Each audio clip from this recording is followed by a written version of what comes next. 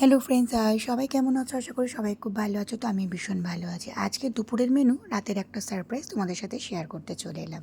দুপুরের মেনুতে রয়েছে বোয়াল মাছের ঝাল, সাথে উচ্ছে ভাজা, রাতের বেঁচে যাওয়া একটু ভাজা, পোনা মাছের ঝোল, সাথে কিন্তু কাঁচা আমের টক মিষ্টি টক বানিয়েছি, সাথে সাদা ভাত, আর রাতের বানানো ভাত একটু পান্তা বেঁচে গেছিলো। পান্তা যেহেতু আমি ভালোবাসি, তাই ভাবলাম যে চলো রাতের বেঁচে যাওয়া সেই পান্তাটা ভাতটা দিয়ে, ভাজাটা দিয়ে খেতে বেশ মজাই লাগবে। তো চলো এখন দেখো দুপুরের মেনুটা কেমন হলো অবশ্যই কমেন্টে জানিও।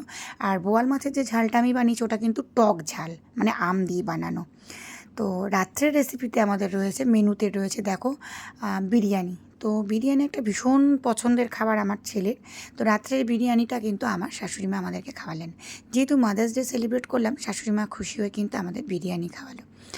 আর সত্যি কথা কী বলতো, ছোটো ছোটো আনন্দ দিতে, ছোটো ছোটো আনন্দ পেতে সবারই কিন্তু ভালো লাগে। ফার্স্ট টাইম সেলিব্রেট করলাম, ভীষণ ভালো লাগলো। আর এই যে আমার ছেলের কিন্তু থালা বাড়া হয়ে গেছে, আমার ছেলেকে দেবো। ছেলের ভীষণ পছন্দের একটা খাবার, আমিও ভালোবাসি, তবে খুব নয়। বিরিয়ানির আলুটাই ভীষণ পছন্দ। আর হ্যাঁ, বোয়াল মাছের যে ঝালটা আমি বানিয়েছি ওটা পেঁয়াজ রসুন আম দিয়ে আমার বানানো।